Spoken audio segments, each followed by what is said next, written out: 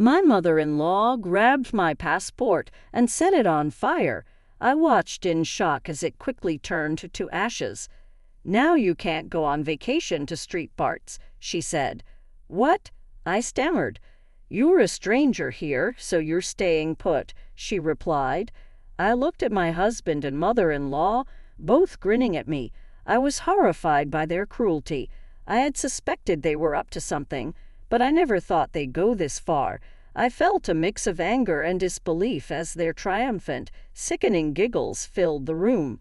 Taking a deep breath, I decided to tell them the truth. "My name is Tyra, and I'm 29 years old. I studied linguistics at the university. Since graduating, I've been diving deeper into the world's languages and cultures, sharing what I learn with others. The organization I work for often sends me abroad for various activities. When I go, I'm usually away for a few months at a time. When I first started this job, I honestly thought marriage was out of the question for me. But when I returned to my home country at 26, I met Corey, who later became my husband. I would only see him for a few months at a time, as my job required me to travel constantly. Once assigned, I wouldn't see him again for months. We kept in touch through phone calls and emails. 2 years passed this way, and when I was 28, we got married. Even after the wedding, I still spent half the year abroad, so we were often separated. I am grateful to him for choosing to marry me despite the challenges. Right now, I am on my way home from the airport. Today is the first time I will see my husband in 5 months. I should be tired, but my steps are light, and my walking speed gets faster as I near home. When I arrived, my husband wasn't home yet, so I started cleaning up the mess. I always tell him to keep the room clean, but it's quite messy here. Normally, this would cause a fight, but today I can forgive him. After all, I'm going to see him for the first time in 5 months. I was in the middle of cooking when I heard the front door open. My husband walked into the living room. I rushed over to him. "Corey, welcome home. Good to see you." "Oh, hey, Tyra, you're home. This is supposed to be today," Corey said casually. "Is that all you can say? We haven't seen each other for 5 months," I replied, feeling a bit hurt. "All right, but we've been living like this for a long time, so I'm used to it." "What? Can you at least say you missed me or something?" "I'm tired anyway. Is dinner ready?" "Yeah, I just finished cooking it. Let's eat." Eating with my husband for the first time in months should have been the most delicious meal in the world, but I felt different this time. "Hey, Corey, why do you keep looking at your phone?" I asked. What's wrong with that?" "Nothing is wrong, but I'm finally home, you know. You've been looking at your phone and haven't talked to me at all. We've been communicating by phone and emails all this time, haven't we?"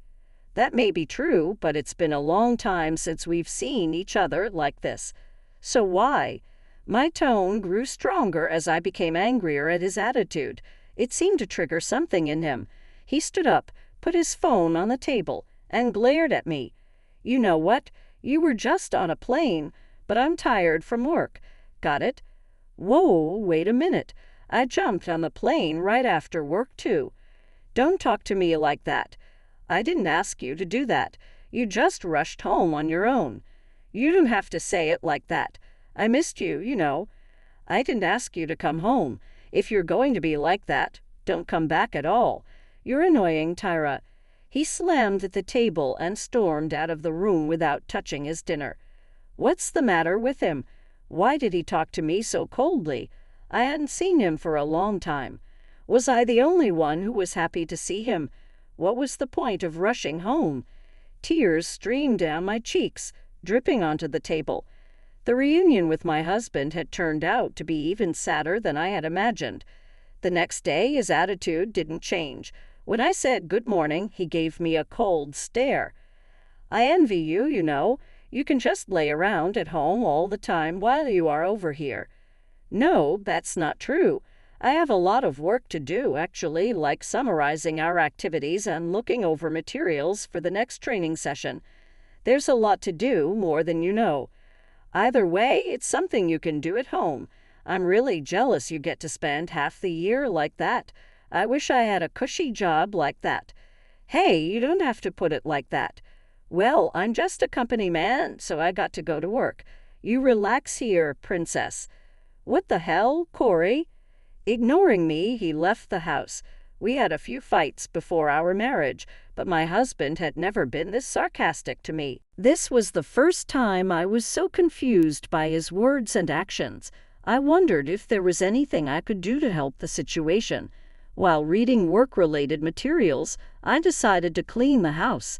As I was vacuuming and changing the beddings, my phone rang. It was my mother-in-law. "Hello, Tara here. Long time no see, Tara. I heard you're back. I heard you came home yesterday." "Yes, I did. And I heard you said something bad to Corey. He was quite angry. Sorry, but it's nothing that would bother you, you know. Well, listen, I've been thinking, since you are here, why don't we go on a trip with the whole family?" "What?" I couldn't help but let out an unexpected sound. Without waiting for my response, my mother-in-law continued, "Actually, I was just talking with my husband about going to Street Bart's Island, and then Corey started saying he wanted to go with us." "What? That's so?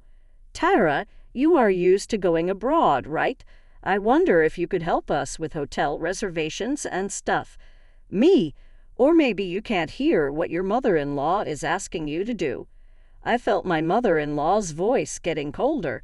She didn't really want to travel with me.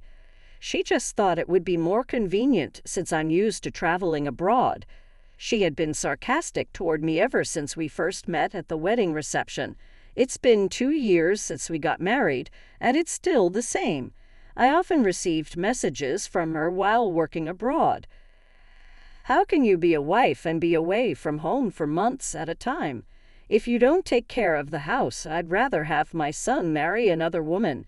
It was a mistake to allow him to marry a woman like you." Those were the kinds of texts my mother-in-law used to send me. So I didn't have a good feeling when I got the call, but I never thought I would be taken advantage of for a family vacation.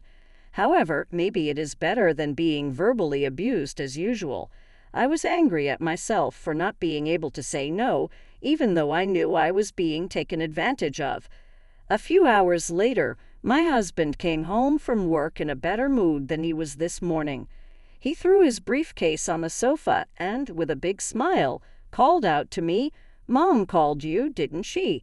We can take you on a trip to Street Bart's." "Yeah, I heard, but you know what? You're not thinking of turning it down, are you? Mom asked you to come with us." "I know, but why don't you just go with your mom and dad like you originally planned?" As soon as I said that, my husband's eyes changed. He clicked his tongue, and his attitude shifted to one of intimidation. "You need to learn to read between the lines. The only time you'll be of any use to us is when we go abroad. You don't have to talk like that. It's true, isn't it? Anyway, you book all the flights and accommodations, and everything should be under my name." "What? Corey, you are going to pay for the whole trip." "What are you talking about? You and I will split it 50-50. It's a small price to pay to show some respect to our parents." "What is that? If you've got time to laze around at home, make the reservations now." "This is wrong. I don't want to." "What are you mumbling about?" My husband took a beer out of the fridge and drank it down in one gulp. I had so many things on my mind, but I didn't know what kind of repercussions I would face if I rebelled. I felt ashamed, but I had no choice but to do as my husband and mother-in-law told me. I made all the arrangements for the flights and accommodations for the trip to Street Bart's, just as my husband instructed. On the day of the trip, I was supposed to pick them up at my parents-in-law's house and go straight to the airport. Just a few days before our trip to Street Bart's, I couldn't sleep. When I woke up in the middle of the night, my husband, who was supposed to be next to me, was not there. I went to the living room and heard his voice. Apparently, he was on the phone with someone. "Oh, it's okay. It's all okay, Mom. I'll be there first thing in the morning as planned. Mom, please do the passport thing anyway." Seriously, I am looking forward to it. I'll make sure to introduce her to you when I get back." I felt a little stuck on some of the things he said. Passport, introducing her. He said, "Mom," so I was pretty sure it was my mother-in-law on the other end of the phone. There was definitely something going on between my husband and my mother-in-law. In the first place, it didn't feel right for him to ask me to go on a trip with him. What would they do to me if I went to my parents-in-law's house? I didn't know all the details, but at this point, there was no other way to be sure. I decided to take the utmost precaution until the day of the trip. Then came the day of our trip to Street Barts. I got into the car with the carry-on case and my handbag that my husband had asked me to prepare. I packed my husband's personal belongings in the handbag, and he and I headed for my in-laws' house. Our trip to Street Barts was about to begin. Whatever was in store for me, I had to take it. I walked into my in-laws' house with my husband, determined to make the most of the trip. We were greeted by none other than my mother-in-law. "Oh, hi, Tyra, you're here.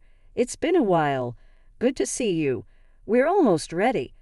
I'm going to grab a few things for the trip, so you will have to wait a little longer, okay?" my mother-in-law said. "Take your time," I replied. "Oh, and Tyra, could you bring the carry-on case from the other room? It's heavy, so please do it with Corey." "Okay, got it." I didn't miss the moment when my husband and mother-in-law exchanged a look. I had my passport in my pocket, just in case. My husband urged me to grab her carry-on case, so I did and walked back into the living room. There she was, my mother-in-law, with a smirk and a raised eyebrow. She had my passport in her hand and was flaunting it. "Now you can't go on the trip to Street Barts," she said. "What do you mean?" I asked, my heart sinking. "I'm going to burn this passport right now," she replied. "What did you just say?" "I was only using you for the trip arrangements in the first place. You're a stranger, so you'll be staying here." I watched in horror as my mother-in-law went to the kitchen, lit my passport on fire with a lighter, and burned it to black ashes in the sink. When it was completely burned, she turned to me with a triumphant smile. "We did it," she exclaimed. My husband jumped up and down with joy. "Yeah, Mom, we made it. Now it's just the three of us on this trip. We'll be able to meet Corey's new girlfriend when we get back." "Yeah, I've already arranged that. We don't need this useless woman anymore. That's my son. You know, when something isn't working, you fix it." He took his cell phone out of his pocket and showed me pictures of him with another woman. He looked down at me with a triumphant look on his face and said, "I am not divorcing you for the sake of my reputation, but you're staying here during our trip. When we come back, I'll move in with her and you can go away." Taking my husband's lie as a cue, my mother-in-law began to laugh maliciously. The look on their faces was pure evil. At that moment, I knew I didn't deserve to be part of a family with these people any longer. I grinned and said, "By the way, whose passport is that?" "Huh, what are you talking about? Of course it's yours. I took it out of your handbag, so it's your passport." "I'm so sorry, but my passport is right here." "What? It can't be." I took my passport out of my pocket and flashed it in front of her. My mother-in-law saw this and opened her mouth in panic. "That's not possible." "No, this is my passport, for real. See." My mother-in-law must have sneaked into my handbag and assumed the passport in it was mine. How could she burn it without checking? Wait, whose passport did I burn then? I guess it was my husband's passport that was in there. So this means it was your son's passport that you burned earlier. At these words, my mother-in-law turned pale and started shaking. My husband began to blame her mercilessly. "Hey, Mom, what have you done? I told you to be careful. I only found one passport in her handbag. Who would think it belonged to her?" My husband shouted. "I don't give a damn. You didn't check. That's why this happened." My mother-in-law fired back. "You're saying it's my fault. If you had checked from the beginning, I wouldn't have made this mistake." "What the hell?" They started blaming each other, and I was beyond angry and disgusted. "Hey, Tyra, do something," my husband yelled at me. "Seriously, where do you come off telling me what to do? You cheated on me behind my back. How dare you? You and your mother are both disgusting human beings." "Hey, who do you think you are talking to?" "I'm talking to you and your stupid mother. You don't think I'm going to let you get away with this, do you? You're going to pay me back exactly what you owe me. I'll make sure you pay for the affair and all the abusive words your mother gave to me. So be prepared." Just then, my father-in-law came downstairs. "What's going on? What are you doing?" I told him everything, and he was furious. The trip was canceled, my mother-in-law got a divorce, and my husband was disowned by his father and never allowed to come home. I consulted a lawyer and divorced my husband. I also demanded alimony from him and my ex-mother-in-law. They had to pay it in one lump sum. Corey also had to pay for the cancellation of the entire trip to Street Barts. They are the type of people who don't save money, so there was no way they could pay the alimony in one lump sum. In the end, they managed to repay all the money by borrowing. Now my ex-husband lives with his mother, and it seems like they are just barely making ends meet. My ex-husband was also dumped by the woman he had an affair with. I've moved out and am using the alimony money to rent a condo. Living alone is great. After enduring cheating and bullying, I went through a lot of hardships, but now I'm free from all of that and truly enjoying my life. I'd want to keep traveling to different countries, learning about their cultures, and sharing those experiences.